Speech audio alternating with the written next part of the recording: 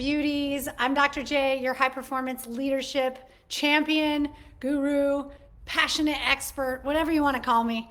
I gave up caring about titles a long time ago. And so I'm here with you just sharing the love of Sunday. As you can tell, I'm fresh from the gym. And I wanted to share with you a little bit of behind the scenes, some of the rituals that fuel my life, that fuel my success.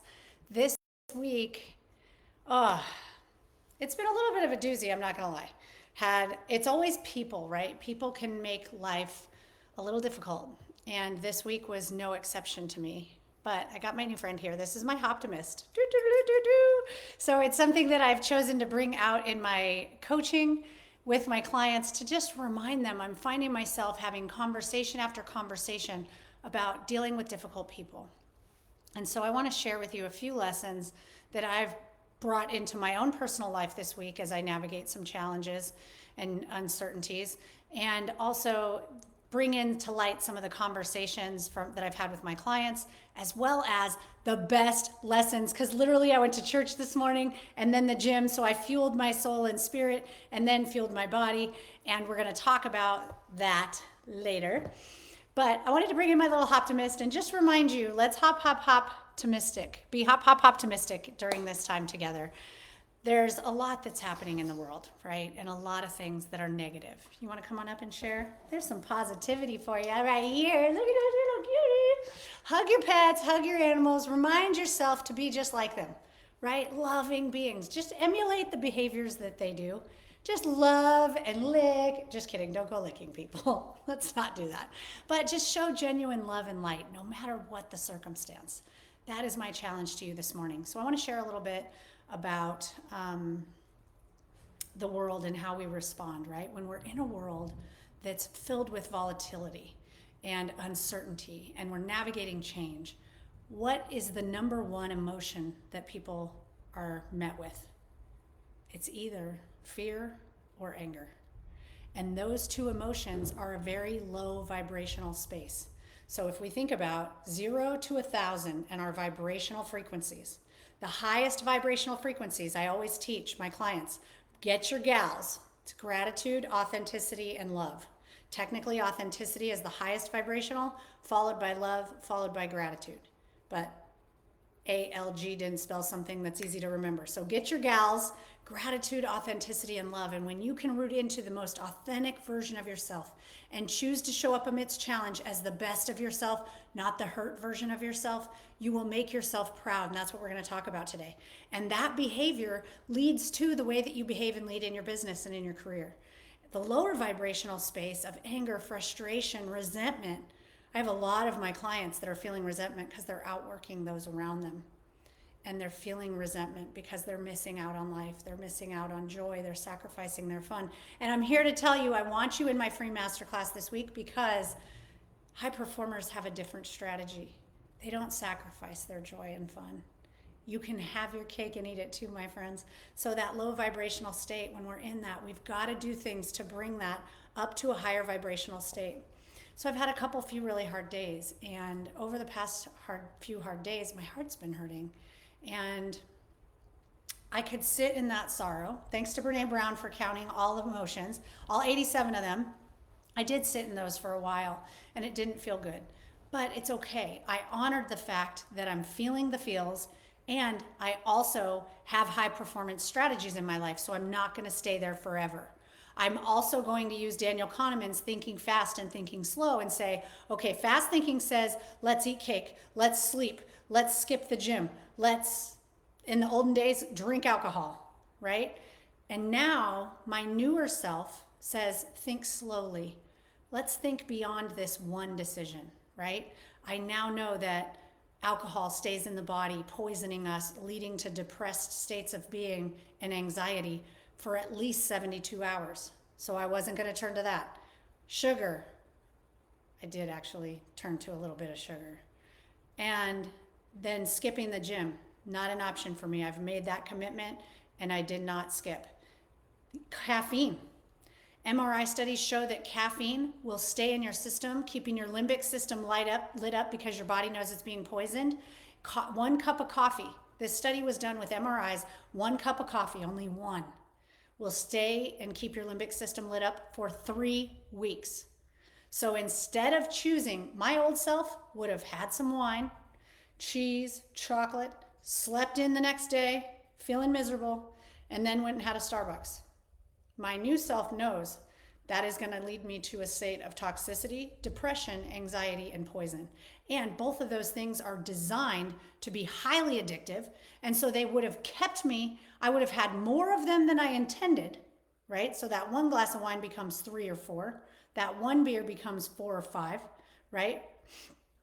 And I would also be feeling really down in the dumps in the morning, which I've tracked this in my food journal, which led to increased sodium in consumption, increased bloating and inflammation in the body. And that leaves me feeling disgusting. So I've tried, what is the new operating system? What is a new strategy? You see, I believe your extraordinary life is only 1 edit away. Write that in your journal with me. Let's personalize it.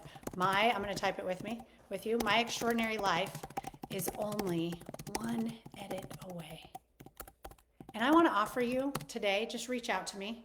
I want to offer you a free Extraordinary Life session. It's just an editing session where we talk about what is the current condition of your life and how do we strategically gain clarity on where you want to go. I want to gift that to you from the bottom of my heart today. I am being very divinely led by God today, and that always happens amidst challenge. So it's interesting because while my heart hurts, I'm also grateful for this moment because it's reminding me of the best of who I am. It's reminding me of the growth that I've had. And I'm like, wow, doing your inner work, doing your shadow work is some of the most important work you'll ever do in your life. So let's stand in that space, okay? And as we welcome this space, I want to just invite God. God, please bless my words. Please let me be love and light. Please let me share my truth so that others may stand in theirs, and to know that if you're feeling hurt, if you're feeling alone, if you're feeling beat down, frustrated, struggling, like life has thrown some curveballs and you don't know which ends up, that means you're human. I feel it too. You're not alone. We're all in this together. That reminds me of I think it was High School Musical. We're all in this together. Yeah, that's the teacher of me. I'm a little goofy and silly. So let's talk about that. Your greatness, your next level of success is a simple behavioral choice away. I want you to think binary. Am I feeding and fueling the best of me or the worst of me in the decisions that I'm making? And let's talk about how to align your spirit, your soul, and your body. Literally, I went to church this morning, not really feeling like it, to be honest, but I knew that's where I needed to be. I knew I had to fill my cup because in the moments of stress, whatever spills out of that cup is whatever's in me. So I have to condition me to respond to the challenges and the uncertain circumstances of this world. So I have to fill my cup with what I know to be true. Let's talk about that. I am a spirit. I have a soul. I live in a body. The spirit is the eternal part of you. Our culture, even academia, has made us think that we're just this blob of being, right? We're matter. And yet the real you is that spiritual part of yourself. That's the part of you that communicates with God. It's the part of you that when you're running through life at 110 miles an hour is often a part of you that gets unseen, that's not seen, it's not heard, it's not empowered. It's kind of silent sitting in the corner. So I want to bring that spirit to you, and let's talk about what that means. Scripture teaches us in Ecclesiastes that we're beautiful. Romans teaches us we're victorious. 2 Corinthians teaches us I am enough. Genesis, I am brilliantly created. I believe the Bible uses a different word, but I love building brilliance, so I am standing in that one. Yes, I gave myself permission to edit the Bible for the sake of my lesson. I am brilliantly created. Repeat after me. Proclaim it, my friends. I am brilliantly created. That means your business and your career success, the goals you're working to achieve, those are your brilliance. It is God's design to bring that into the world. So let's stand in that confidence instead of the struggle of I'm not enough. I've spent most of my life believing I'm not enough. Part of what leads me to heartache is believing I'm still not enough. And so I work through that every single day. That's my inner work. That's that shadow work, the dark side that says you're not enough. you're not making enough, you're not successful enough, you don't have enough resources. Are you really going to be able to provide for your daughter's Olympic dream? Whoo! Shut up. I don't like using those words, but I'll tell that voice, no thank you, you don't get a seat at my table anymore. You see, I used to sit at this table and I would have self-doubt, insecurity, vulnerability, you're not enough. And I would sit and just have conversation after conversation in my head. And we're going to learn that that conversation, which is really important to have, should be the first thing that you do. Now I say you're not invited to the party, my friends. You know who I sit with? I sit with you're worthy. I sit with you're strong. I sit with you're brilliant. I sit with you are amazing. You are magnificent. So the Philippians teaches us I'm strong. Psalms, I'm amazing. Mark, I'm capable. 1 Thessalonians, I'm chosen. Matthew, I'm never alone. Joshua, I am strong and courageous. So let's stand in those words. Repeat after me. Write these down. I am beautiful. I am victorious. I am enough. I am brilliant. I am strong. I am amazing. I am capable. I am chosen. I am never alone. I can tell you this week, my daughter's horse has arthritis. And I've been struggling with, is her career over? Can she still do walk trot? She's wonderful with kids. What do? I don't know horses, so my stress level goes through the roof. My vibration drops to anger, frustration. What the heck are we gonna do? Fear, stress, worry, all these low vibrations. And guess what? I attract more and more low vibrations in that space. It's from that space that I choose to eat cake. And then I feel bloated. And then I feel like garbage. And then I feel like I've let myself down. And then I have to rally myself to a higher vibration and say, it was just this one time, it's okay, right? And it's that narrative that we're feeding all the time with each of our choices. And literally, I prayed. There was a gentleman at the gym who does more holistic care for horses, kind of like I used Western medicine. And it was really complementary alternative medicine that changed the trajectory of my disease. So it was like hockey stick. Western medicine was bringing me growth, and complementary alternative changed that trajectory. So the same I know is true could be true for horses. And so I meet this gentleman at the gym. I tell him the story. He's like, oh, I'm so sorry you're going through that. The next time I see him, he says, you know what? It's been on my heart to come and take a look at that horse for you. And I was like, oh my gosh, really? It cost $1,200 for the first look at a horse. So to have someone gift that to me is I'm beyond grateful. And so literally I'd been trying to run into him. Like, come on, let's go. I was going to the gym. I'm like, how come I'm not seeing him? Is my schedule off? Maybe instead of 10, I'll go at noon. And I'm trying to run into this guy. I finally decide to be still and know that I am God, to sit in that verse. And I prayed. You want to know what? That very next day, guess who I ran into walking out of the gym? I mean, you can't make it up, right? So that is spirit. It's the part of you that communicates with God. It's the part of you that knows God, your angels, the guardians of the galaxies, source, universe, whatever you want to call it. There is a power bigger than us that is guiding and orchestrating our lives, and it is beautiful once you can learn to dance with that divine power. Then we have soul, right? You've got your soul. This is the part where will, intellect, emotions, and your subconscious reside. It's where you feel, where you think, where you make decisions, where you remember things, and where you imagine. That happens out of your soul. And then you have your body. That's your earth suit. If you were going to go to space, you'd be in a space suit. But in earth here, we wear an earth suit. And eventually you have to leave that, right? The body without the spirit is death. And how these three interact in this dynamically, divinely complex way is important. On a day like today, spirit says, yay, it's Sunday. I want to go to church. I want to nourish myself. The body says, no, I'm cozy in bed. So spirit says, go to church. Body says, don't go to church. Guess who gets the deciding vote? Your soul. Your soul decides. So if your soul is off, if you haven't done your inner work and your shadow work and your soul is off, you're going to be making decisions of the flesh, not of the fruit. So let's talk about, what does Galatians 5 say about the flesh and the fruit? Here are the acts of flesh that it says: sexual immorality, impurity, debauchery, idolatry, witchcraft, hatred, discord, jealousy, fits of rage, selfish ambition, dissensions, factions, envy, drunkenness, orgies, and the like. That was according to ChatGPT. I love using ChatGPT to complement my Bible studies. It helps me interpret some things. But in a nutshell, it's all of the things that each and every one of us have been guilty of, right?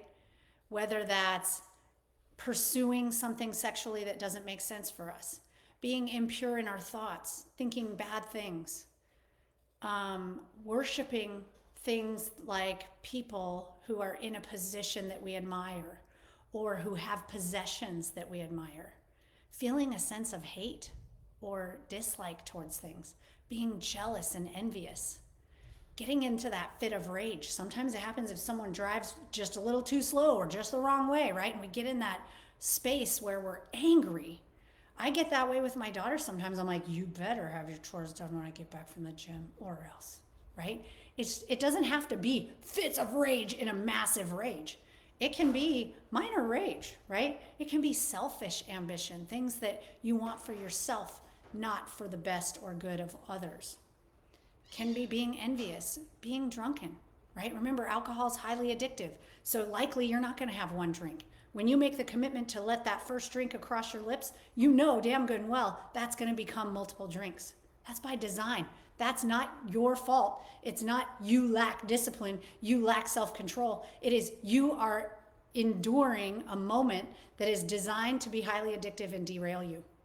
And what I know about alcohol, every time I touched it, created distance between me and my dreams. That distance got bigger the more drinks I had. So I've chosen to give up alcohol. I know the truth. It is a toxic poison that will sit in your body for 72 hours. It also will lead you to a state of depression. It will increase your anxiety, and it will lead to inflammation and bloating. And as a cancer patient, it's carcinogenic. So there is no way in hell I'm putting that in my body. I highly encourage you to do the same. You will see life is infinitely better without alcohol. Now let's talk about, that's choice one, right? All these bad choices that we make as human beings. The fruit of the Spirit is love, joy, peace, patience, kindness, goodness, faithfulness, gentleness, and self-control. Isn't that amazing? So in Galatians, Paul's encouraging people, live in the Spirit. Keep in step with that. Continually focus your mind on that. Romans 12:2, my favorite life verse for me. Do not conform to the patterns of this world, but be transformed by the renewing of your mind. Here's the normal distribution curve. Most people are going to be talking about the negative news. I love my pastor calls CNN chronic negative news, right? Most people are going to be talking about it. Most people are going to be filling their minds and their bodies with garbage. But the best, the outliers, they choose uncommon behaviors, and they're focused on renewing their mind. So let's talk about that. I want to give you this this is called a causal loop diagram. What we're going to do is read it together.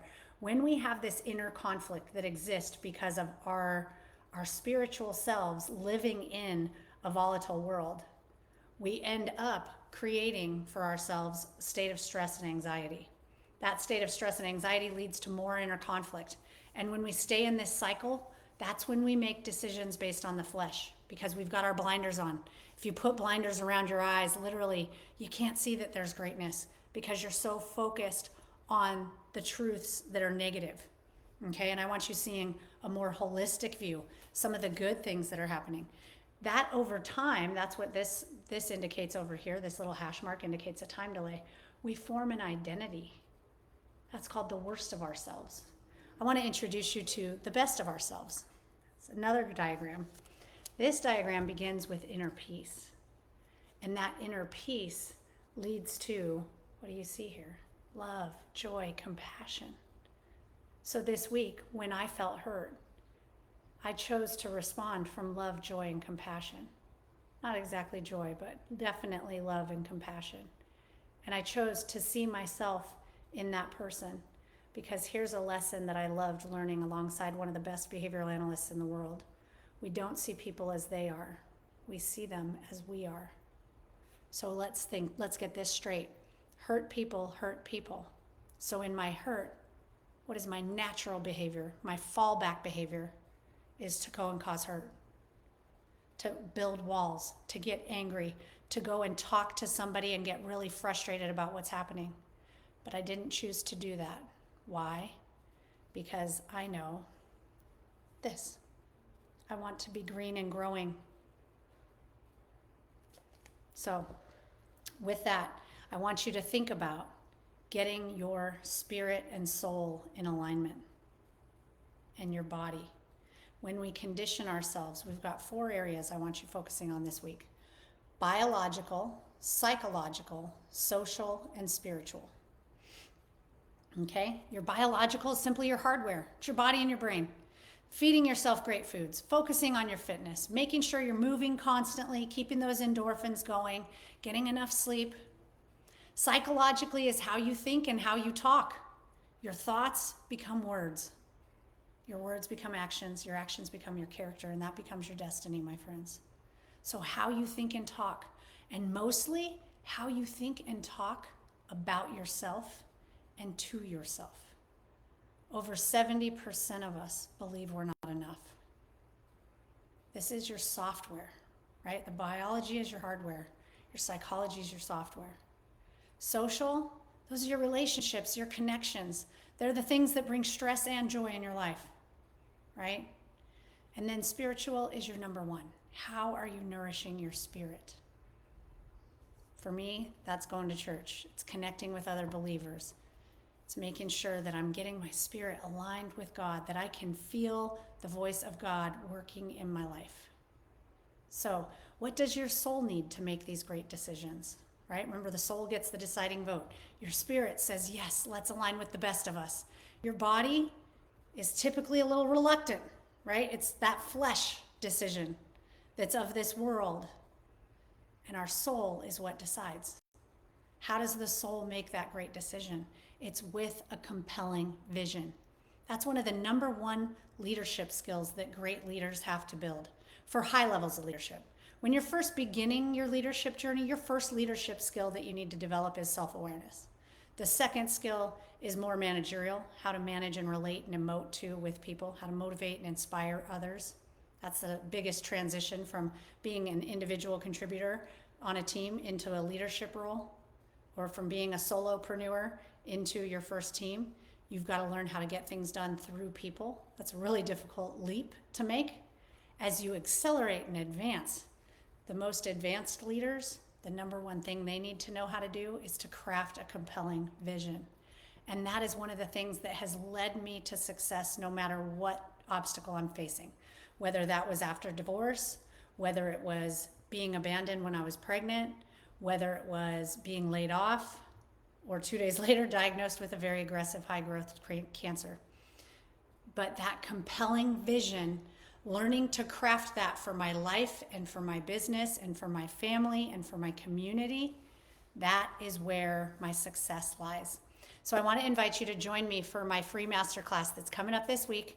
I'm going to be going live Monday through Thursday this week. Hang on just a second. At 4 p.m. Pacific, 5 Mountain, 6 Central, and 7 Eastern. You can join me and discover what makes you unique, discover what brings you strength and confidence, and the 6 pillars of high performance to position you and your business to succeed. You see, there's this myth we've all been walking around believing, and that is that success requires sacrifice. Yet the truth is that the world's highest performers are happier, healthier, and less stressed than their peers. Ultra success leads to joy. It leads to health. It leads to quality relationships. So join me and we're going to learn those secrets together. I also want to gift you a strategy session on an extraordinary life edit. So please message me. Let's get you signed up. I'm sending you loads of love and light. I'm raising my vibration for you and delivering as much love and joy as I possibly can. God bless you all. Mwah.